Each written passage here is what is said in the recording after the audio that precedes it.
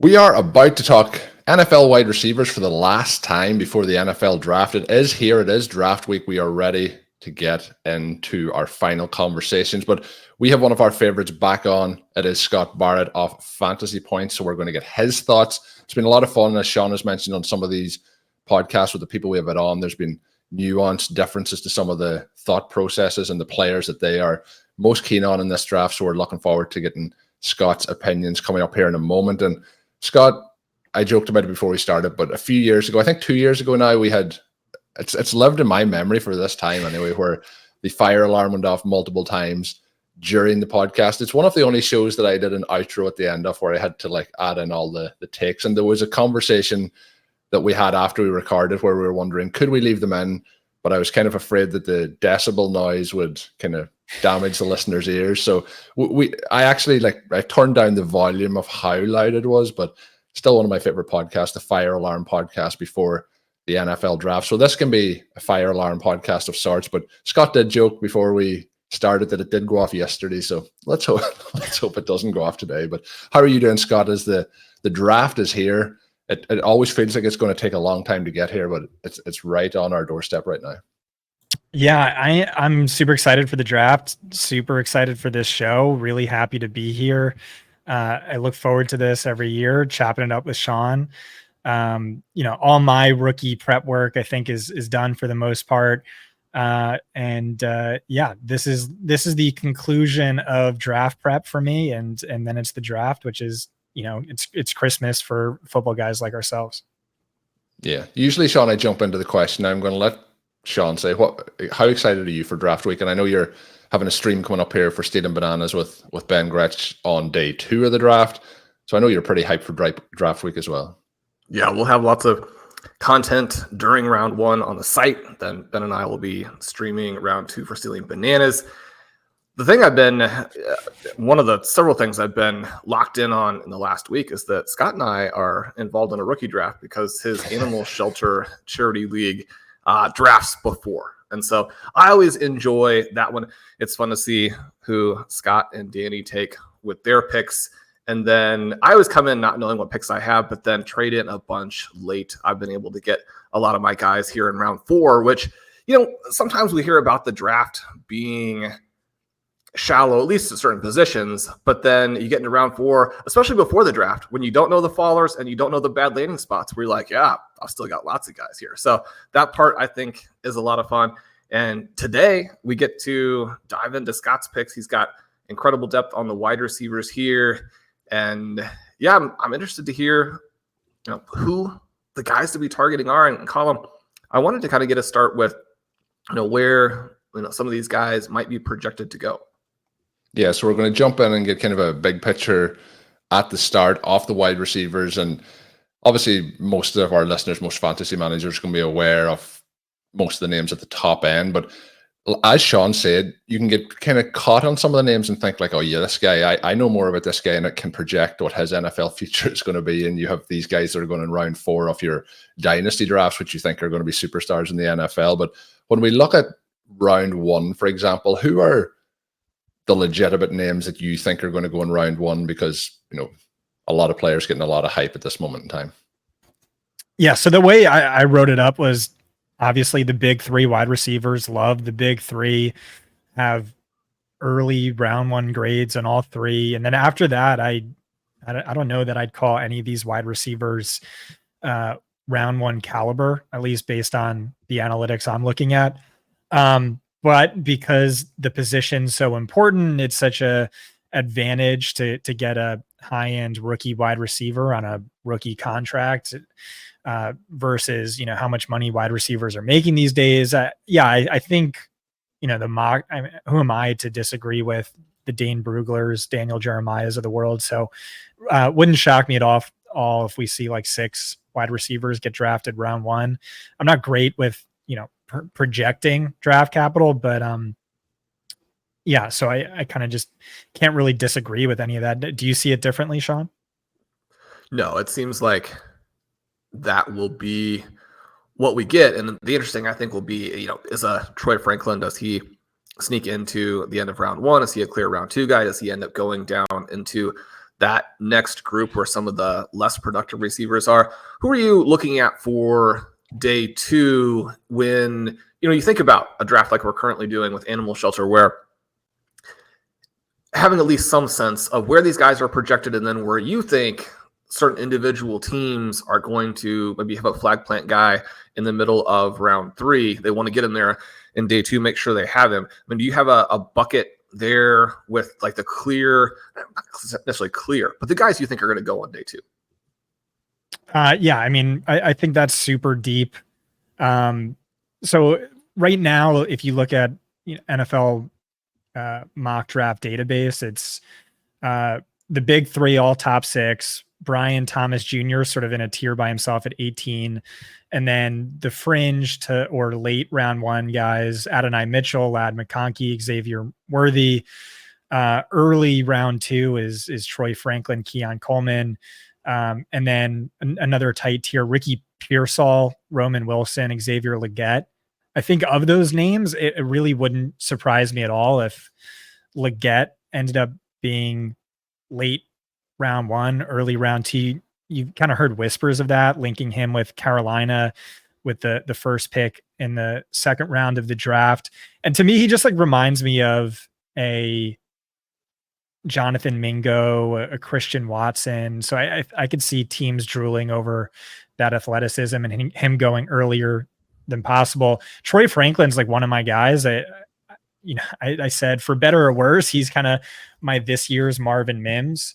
But Daniel Jeremiah just dropped his top 150, and I think he had him like 76th as like the wide receiver 14. So I'm now actually a little bit worried about him. But all these guys, I'm expecting. Is it less fun to say that's this year's Marvin Mims after what we got from last year's Marvin Mims? Yeah, exactly. Yeah, for better or worse, don't really know what that means, but he would be this year's Mark. I also comped him to Jordan Addison though, but my model like thought Mims was way better than Jordan Addison. So I don't know. Yeah, we're waiting for the second year true breakout here for Mims. We just need to get him on the field for a higher percentage of plays. But you done for each position over at Fantasy Points kind of a manifesto by position, which I urge any of the listeners to go and check out. Absolutely fantastic and available for free over on the site. But you mentioned that as well, that supposedly it is one of the best and one of the deepest wide receiver classes in recent memory. The names we're going through, and we're talking about the first 2 rounds, and then when we move into round 3, projecting exactly where these guys are going to go is difficult. But how much compared to other years are you looking at this in terms of the talent level and the actual potential that we're seeing at the wide receiver position versus previous years? Yeah, I mean, I think it's analytically the most overrated class in quite a number of years. People are saying it's the best class in a decade. I don't think it holds a candle to 2021. It's top heavy only with the top 3, and after that it's quite murky. Yeah, like I said, I don't know that any of these names would be round 1 caliber, and then even round 2 caliber. I guess it's just hard to get too excited about a lot of these names: Adonai Mitchell, Keon Coleman, etc. And then, is it deep? Yeah, it's deep. But the NFL's conception of deep, you have to remember, is different than our conception, where in fantasy football, it's very upside driven. High end producers are so much more important, where like NFL can get excited about a wide receiver 4 who contributes on special teams, but those players aren't really all that valuable to your dynasty teams or your redraft teams. So like analytically, I think it's kind of overrated, but then it's also like, I just think like the NFL seems to be on a lot of the wrong wide receivers, because there's some like super late round wide receivers I think are extremely exciting, enticing, and some earlier guys like Adonai Mitchell, for example, like would have like a mid day 3 analytics profile, but he's supposed to be the 5th wide receiver off the board going in round 1. You mentioned some of the players and the profiles then that you are excited about potentially late. Any day 3 guys you want to highlight at this point? We are going to break down some of the kind of buckets of players by profile, but anyone late that is standing out for you in this group? Yeah, maybe I was just like too hard on some of these guys in my article, where it's like, oh, this guy's supposed to go round 1. And I'm like, here's all the negatives about him. But then this guy is supposed to go round 6. So here's all the positives on, for instance, Johnny Wilson, analytically very excited about him. The one knock on him is that like, he might be a tight end, but like, I mean, Shawn, you and I play in so many tight end premium leagues. Like that's kind of awesome, right? Like a team drafts him as a tight end. He's immediately my tight end 2 in this class. So maybe the floor is a bit higher than he's getting credit for. And like I said, like analytically, he might have the 4th best wide receiver 1 upside in this class. So he's one I'm excited, but like really a lot of these names I can get on board with. Jermaine Burton, Malik Washington, Brendan Rice is exciting. But I mean, Shawn's the deep sleeper guy, so he might have better answers than I would. When you're looking at some of those elements right now, and in a season where, one of the talking points for, Roma Dunze, for example, is that, his profile, when it's been drafted really early, has missed some. But then you're like, well, when his profile has been drafted a little bit later, it's hit with a bunch of superstars. You look at what happened, obviously, last year with Puka, where this is a guy that the NFL wasn't obviously that on, but there were certainly plenty of things to be excited about if you didn't know that the NFL was off of him. And obviously his prices in fantasy would have been significantly different if just the perception of him within the NFL community had been better going into the offseason, which creates all the anchoring effects and what have you. But having said all of that and kind of set the stage for us the way that you did, do you feel more comfortable selling draft slot as something that really matters in terms of how you're going to approach your rookie drafts and your best ball drafts this season? I mean, obviously it's going to affect price. And so the guys who slide are going to be cheaper. And especially once you have good prices on the guys that you like, I mean, do you feel at this point in time like you'd be willing to go all in, or do you feel like we're going to get a lot more information just from where the teams draft these guys and you really have to emphasize that and not ignore it? Yeah, obviously draft capital is massively important for a number of reasons, particularly like the team is now invested in your success and they want you to succeed. So you're going to get more work. Like honestly, just diving into this year's class, like I said, or maybe I didn't say, but like, I don't remember a year where the analytics were so misaligned with projected draft capital and like the film gurus across the landscape. And it's maybe like somewhat nihilistic. Like, I mean, I think I'm right. I know that the COVID year, the NIL era, the transfer portal era changed things. And maybe that makes age adjusted production and efficiency metrics less predictive. And like, remember, those are our most predictive stats for wide receivers. So like maybe that changed things, but I thought I could, capture that in my analysis. But yeah, it made me somewhat nihilistic, where it's like, maybe like draft capital is really just that important, where you can have 2 clones, right? Exactly the same player. One guy goes in round 2, the other guy goes in round 6. The round 6 version is out of the league in 2 years. The round 2 version is, a fringe Pro Bowler or whatever. Or like maybe it's that important. I had that brief moment of nihilism. I don't think I'm there. I'll just say that, yeah, it's important. And it's a fact. It's a major factor in my final model that results in my rankings.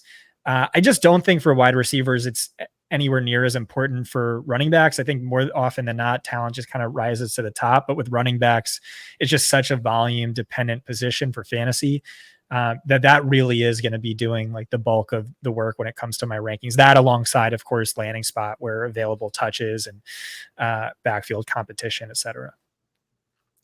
Yeah, it's so interesting to think about. And I guess I'm not surprised that the stuff isn't aligned. I know that there's a lot more information out there now than there was a decade ago. And when everything seems soaked in the information, you're like, the NFL teams have to be also pulling some of this into their decision making. But maybe not. I never have watched a draft where I was like, oh yeah, I mean, everything they're doing makes sense. And so before the draft, it's like it also probably shouldn't make sense. So that kind of leads us into. Well, I mean, that's the counter, right? The counter is like what NFL teams are 50-50 on wide receivers. Like maybe it's not that important. Maybe, maybe our work together, like as a front office, beats out the majority of NFL front office. Like that's certainly possible. I don't know. It's tricky.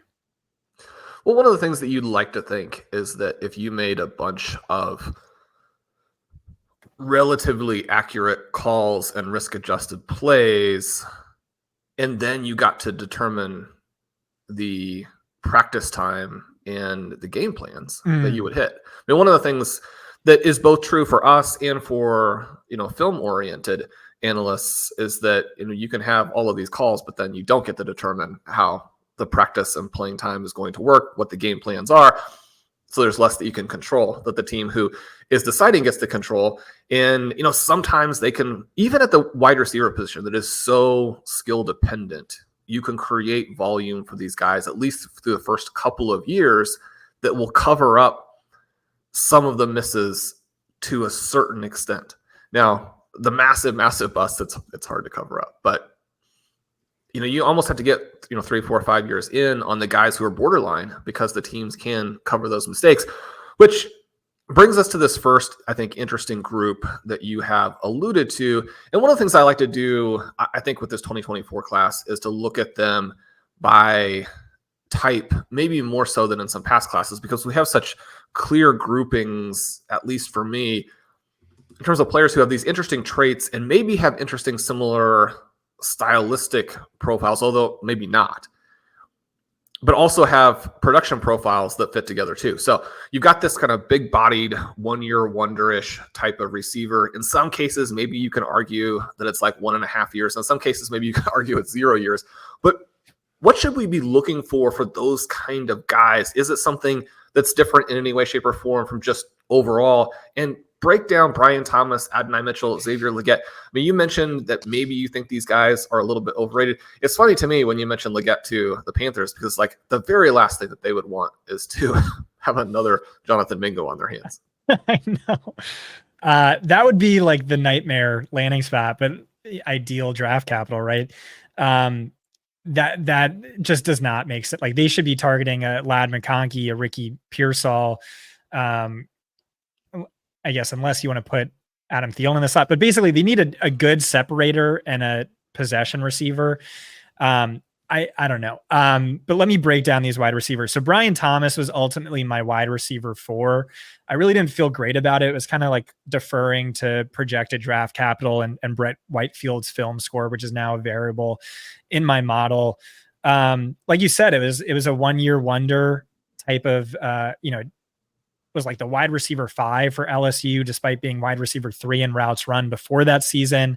You don't want to penalize him too much for this because he is an early declare with that 1-year wonder sort of profile. But when you dig further into the analytics, like he's also just very much a one-trick pony. 43% of his yards came on just one route last year. That was the go route. And that doesn't even include double routes. So like hitch and go. So 43% just on one route. Without that, he falls from like 90.5 yards per game to 51.9.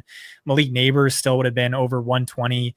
But he's a great deep threat. He averaged 30.5 yards per deep target. That was the best mark of any player since at least 2014. But to me, so yeah, he's going to get this great draft capital. But like if I have the 109, I'm trying to trade out of that pick, because to me, he just profiles, like with so many one-trick pony-ish elite deep threats, Will Fuller, Mike Wallace, Torrey Smith, Brandon Cooks. These are players who were much better in real football than fantasy football. So like maybe a team is right taking him as the wide receiver 4 in the middle of round 1, but I just think he's going to be overvalued for fantasy. Adonai Mitchell, to me, like I feel like you would have to agree. It's just like he looks analytically, he looks the least like a round 1 caliber wide receiver of any round 1 wide receiver in a decade. Just bottom left of like every single chart I've seen this offseason. Really rough. don't really have too much to add beyond that. I mean, there's some excuses you can make. He missed. He was dealing with a high ankle sprain for 14 weeks 2 years ago, so maybe that obscures his numbers.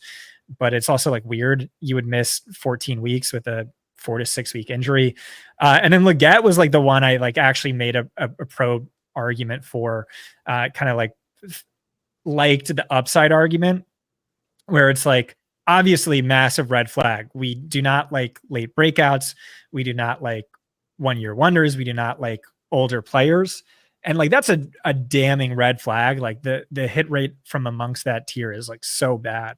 And he did nothing. He did absolutely nothing before last season. He had more yards in week 1 than he had the entire previous season. He had as many starts as first downs. But like last year, he was legitimately awesome. He was legitimately so sick. I think he ranked 5th in the Power 5 in yards per route run, crushed a number of stats. He's a freak athlete. I had a trouble time making excuses for the late breakout.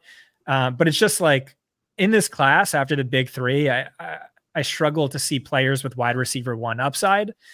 And I think he had, obviously the downside's massive. The bust risk is really high, but like the wide receiver 1 upside is really high and kind of unique for this class. One of the things that has come up with Legette is this idea of, what will he be able to do? Will he be a little bit of a manufactured touch guy at the NFL level? Will he have the functional athleticism at the NFL level? And have heard a lot of debate about that. And it seems like that is certainly up in the air among a variety of analysts. How would you rate or look at any of those types of elements and contrast him with another big receiver who has kind of this weird athleticism profile in a Keon Coleman, where Coleman can flash, but some of the tested athleticism isn't there. Some of it is maybe a little sneaky, but then, the production, maybe the best case you can make for it is that it's sneaky because it's just usually not there. How do you see those two guys in terms of stylistically comparing them? And then where do you think they're going to go? Who do you like better?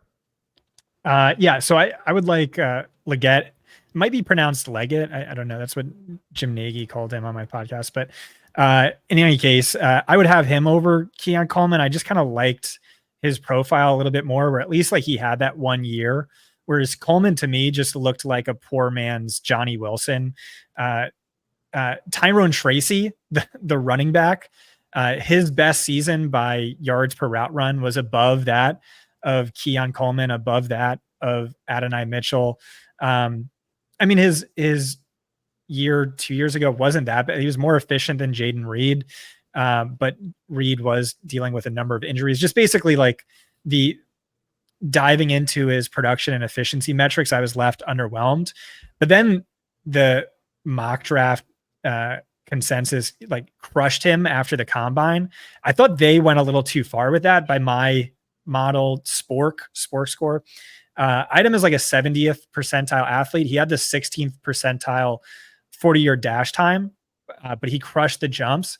And for a wide receiver of his archetype and size, the jumps matter a little bit more, and you have to weight adjust that 40. So I thought they overdid it with the athleticism. The big concern to me was just the production profile. Who do you disagree with me on of those names the most? No, I think that Mitchell is interesting, in part because I think that he's going to have maybe more functional athleticism, more ability to be something better and different and more interesting at the NFL level than the college level, where, the things that you mentioned for Thomas put him then into like a very specific role, and you need to have the NFL team work for you, which, he could easily fall into an area of the draft where he ends up on a team where that does happen. So I think all of those are interesting. The Coleman deal, I've been struggling to understand, because I think there is a pro argument for him based on the way the NFL sees him and based on some of these plays. But when we talk to the college football guys, overwhelmingly, they do come back and say, yeah, he makes big plays, but he disappears. And, you look at some of the other players on his team this last year, and they are more interesting. And then you wonder, why are they so much less expensive? And at least until we have all of the draft information, I would be much more excited about taking his teammates at their prices. And it was just something I thought was fun there, you mentioning Tracy, because he was my selection at 407 in the animal shelter, even though Scott, he wasn't even in the draft pool there. So I had to go out and take some other guys. Colm, take us into these smaller real quick. Yeah, I just wanted to touch on Adonai Mitchell. Yeah, to your point, like this is always our one fundamental disagreement is like I intentionally underweight athleticism, especially at the wide receiver position, but I might go too far with it. And I know you're big into athleticism. Like it legitimately might be a mistake on my end, and especially with an Adonai Mitchell who is so freakishly athletic. I had him 95th percentile. And when you're talking about athleticism that high, that high end, that rare, that matters. That's important. I think he was ultimately my wide receiver 10. Where did you have him, Shawn?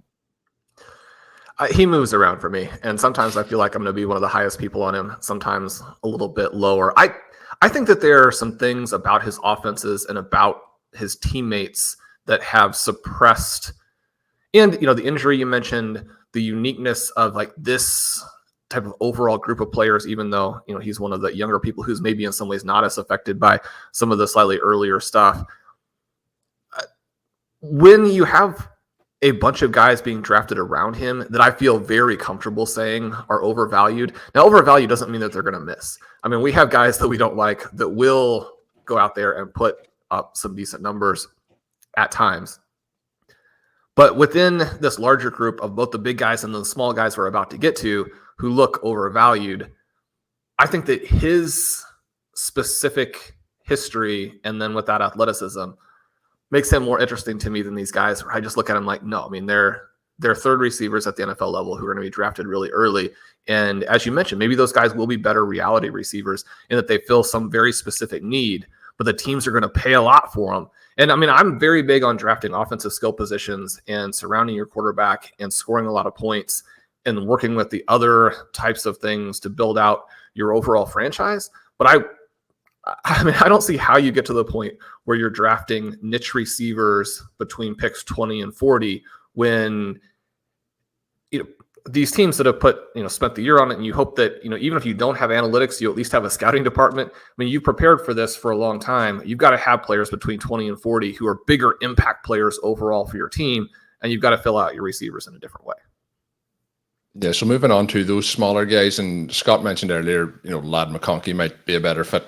For example, Shawn mentioned there in reality for the Panthers and some of the names that they're potentially being linked with. But the likes of him, Xavier Worthy, Troy Franklin, and then Roman Wilson, any of those guys you like positively or that you think negatively about in terms of when we're trying to compare those names, and who are your favorites out of those names? I'm always aware asking Scott, sometimes there's not a favorite from that list. So if there's one of them that you do like. Yeah, so Lad McConkey would be my favorite, but I really struggled with him. Analytically, he reminded me a lot of Puka Nacua, who, like, if you just threw out the fact that he was never a full-time player in college, like he had the best analytics score of any wide receiver in the class, or him or JSN, whereas like led the class in career yards per route run, led the class in career first downs per route, et cetera. It's just like, why was he always capped at a 60% route share?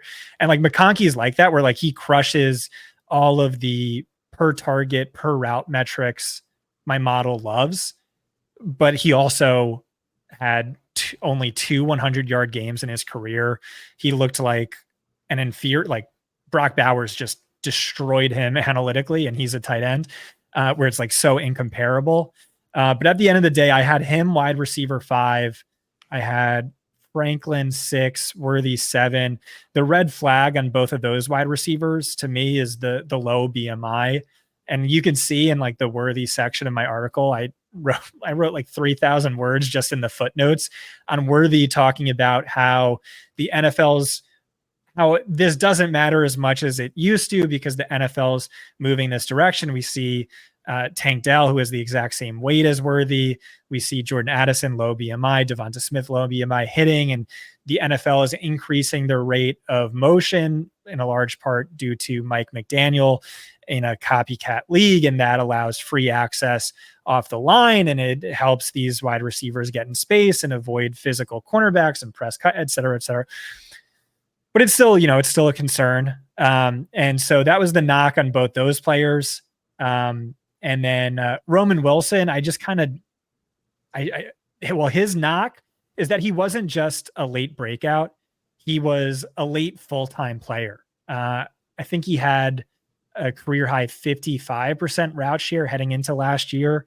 He's also slot only. He also didn't really crush any of the analytics I typically look for, but I don't know. He was the guy that Brett and I warred over for most of the offseason because he loves his film. But I was reading the Bob McGinn piece on him, and I love this article where it takes one anonymous scout who's like, "Oh, Roman Wilson, favorite player in the class, reminds me of Tyler Lockett." And second scout said, "He'll work his ass off. He's guaranteed starter, questionable upside." And then the third scout is like, "I hate his guts and I hope he dies."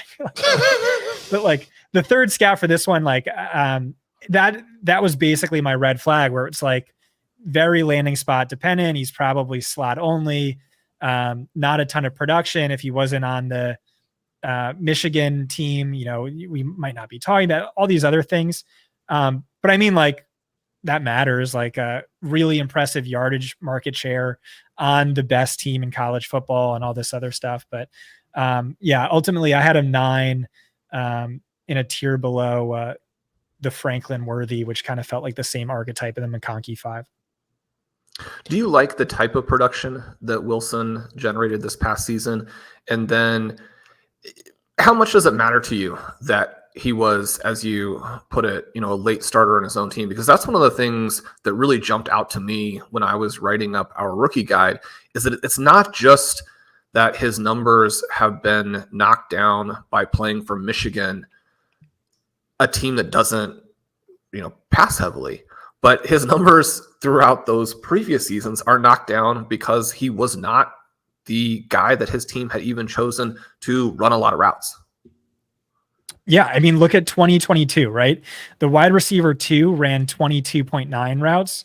Roman Wilson ran 14.6. That is a massive red flag to me. And then on top of that, my model de-weights or devalues slot production. He was just about basically slot only. He was actually really good, on a very small sample by career outside yards per route run.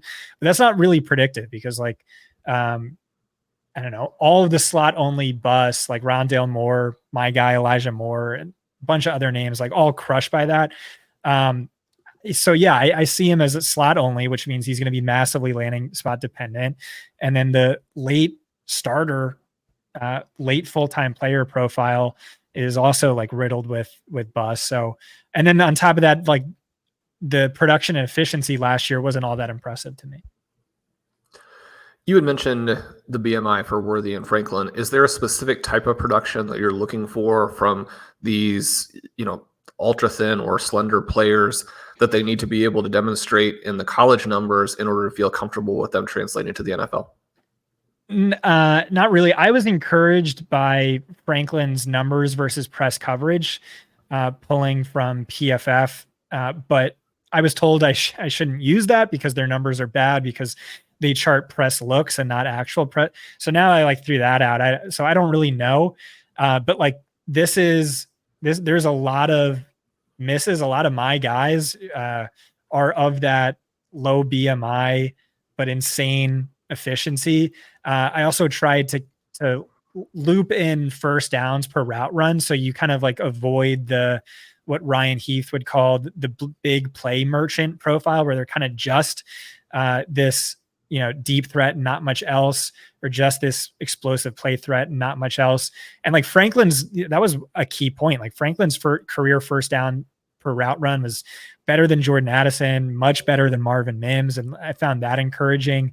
All I'll say is what really matters, I think, with the low BMI guys is landing spot, circling back to what I was saying before about motion. So you want one of these teams that runs motion in inordinately high rate. And what you see is there's Mike McDaniel, Miami Dolphins, all the way at the top. Then there's a tight 5 and then a big teardrop. The good news is like those 5, those are all like the best teams in football, like the best landing spot, where it's like the Chiefs, the Rams, the Lions. And so, these two BMI guys are going to be massively landing spot dependent, where you're really hoping that they go to a spot with a creative offensive coordinator. Like that was another concern I had with Worthy, which was that, his OC, his head coach, Steve Sarkisian, was Devonta Smith's OC in his Heisman winning year. And maybe like Sarkisian's smart enough to be able to get him out in motion, to get him free access off the ball where you can mitigate the size concerns, but maybe like more of a donkey coach wouldn't be able to, like, they're just like, oh, guy fast, me draft. And then he busts. And like, because like you weren't smart enough to get him what he needs, which is free access off the ball. And so that's my big concern with both of those names. I will say, like, everyone's mocking him to the Chiefs. That would be freaking awesome. If he goes to Miami, this is exactly what I wrote about Devon Achane last year. If he goes to Miami, may God have mercy on our souls. And Franklin, I guess Seattle wouldn't make sense, but his OC's in the league now, right? I'm thinking about Troy Franklin to the Chiefs. That has distracted me from. Are you a Franklin guy, Shawn? Yes. Okay, yes. Awesome. I mean, all right. Worthy and Franklin. For me, Worthy and Franklin are in basically that same tier with Adunze, who I do really like, but have gapped down from. I mean, Harrison and Neighbors are just a pretty big cut above for me. Scott, take us to the sleepers. You mentioned that there are these guys on day 3 who profile just as well. You just selected, I believe, at the 408, McMillan. He's somebody that Travis May really pointed out as the guy to like. He's somebody who looks pretty good in Dave Cabin's regression tree work on the class. Is he somebody who did pop, and that's one of the reasons that you selected him, or who should we be looking at that could fall? Maybe they, like McMillan, have the situation where the final year missed some time and that covered up what they had done before, or just guys who the community isn't on the way they should be. Yeah, so you mentioned in the same tier as Odunze. That's how I initially had it, and then I spent a lot more time digging into it, and I eventually felt good about Odunze in that big top 3 tier. But it's also possible, when you're doing this, where you just you spend too much time on it, you start to overthink it, and then whatever you had initially was correct. That's possible. But by me bumping Odunze, I also bumped McMillan, and it's weird to see Jalen Polk projected to go much higher than him when you look at the numbers. 2022, Odunze 2.51 yards per route run, McMillan 2.32, and then Jalen Polk 1.84. You look at last year in games, McMillan ran more than 7 routes, and he was banged up in a number of these games. Rome Odunze 3.18 yards per route run, McMillan 2.46, Polk 2.05. So always clearly the wide receiver 2. And it was close, right? It was close to this guy who's supposed to go top 6 in the draft.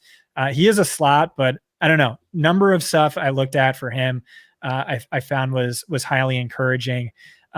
Day 3, this is where I'm getting excited. That's kind of my big takeaway is after the top tier, it gets murky.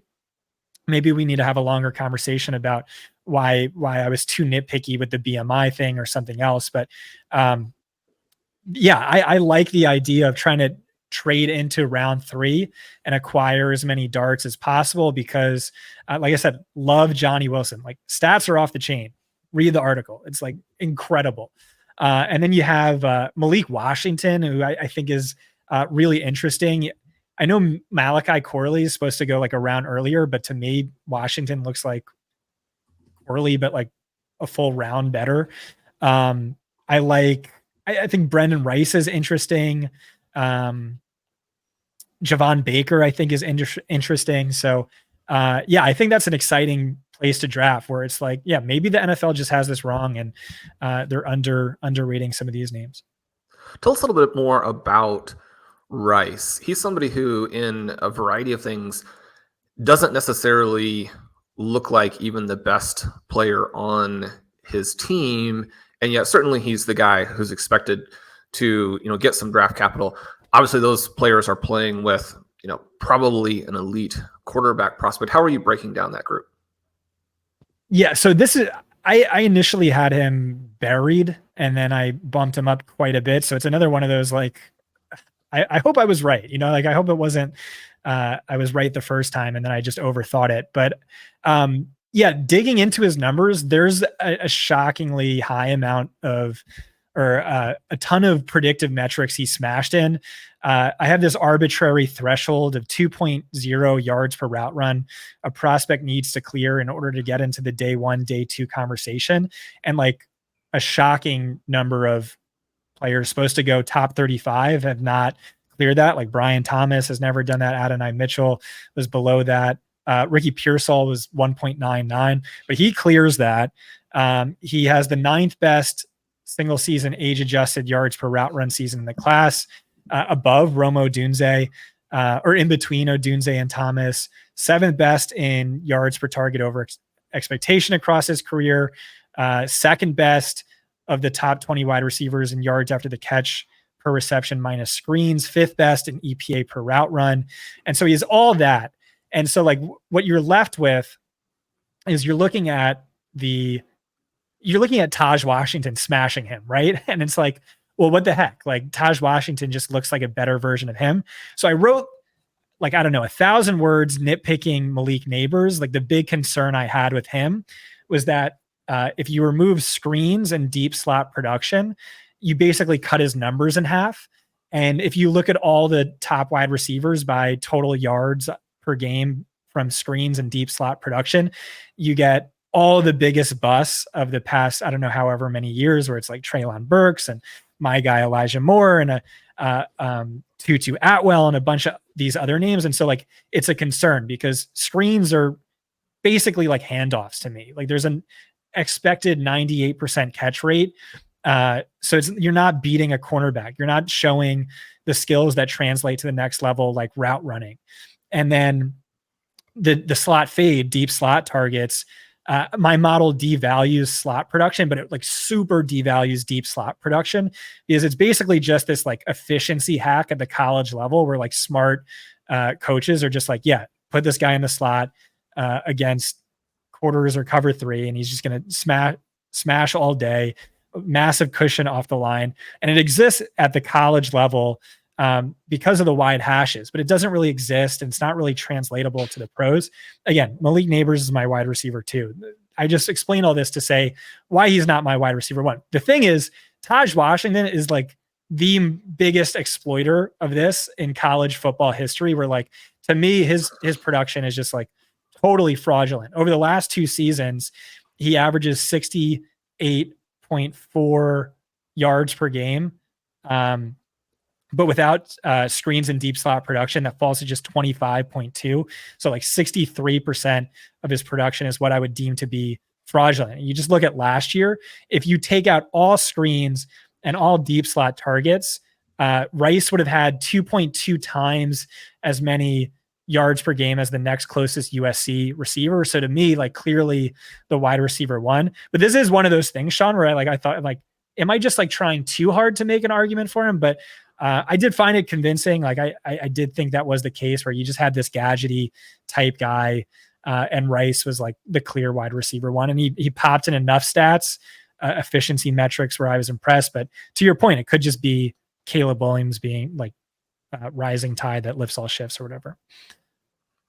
So Scott, to kind of close out the receivers, I have this question for you about picking the perfect draft outcome for 2 late guys. Were there names and locations that did jump out to you where you're like, if I could get my guy to that team, then I mean, this whole thing would be a huge day 3 win, or, a day 3 guy who gets the perfect team on day 2 and it's a huge day 2 win? Oh, I guess it's too easy, but yeah, Xavier Worthy to Miami and then Lad McConkey to the Chiefs, I think would be perfect. I don't know. I feel like your answer is going to be better than mine, though. Well, who do you want McMillan to go to, for example? Who do you want Johnny Wilson to go to.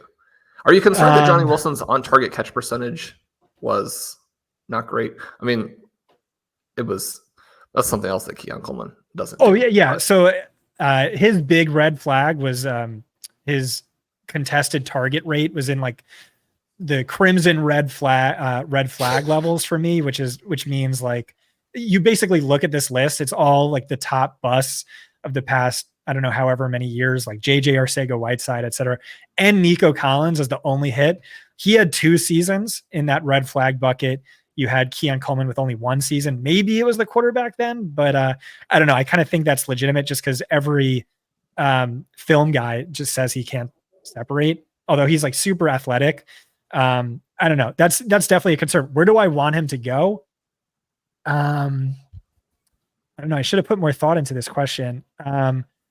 Ideally somewhere where you're desperate for like maybe Carolina then is a good spot. We were talking about Legette, maybe Johnny Wilson as the arbitrage Legette, where it's another guy who can't separate in Carolina, but tons of targets, big catch radius for a quarterback who wasn't very accurate last year. I don't know. Help me out, Shawn. Come up with a better spot than Carolina. Well, we could put him there for Drake May and the Patriots, and you get maybe a couple of like massive home runs. Maybe Denver and the Marcus Colston, Jimmy Graham role. That's a way better answer. There you go.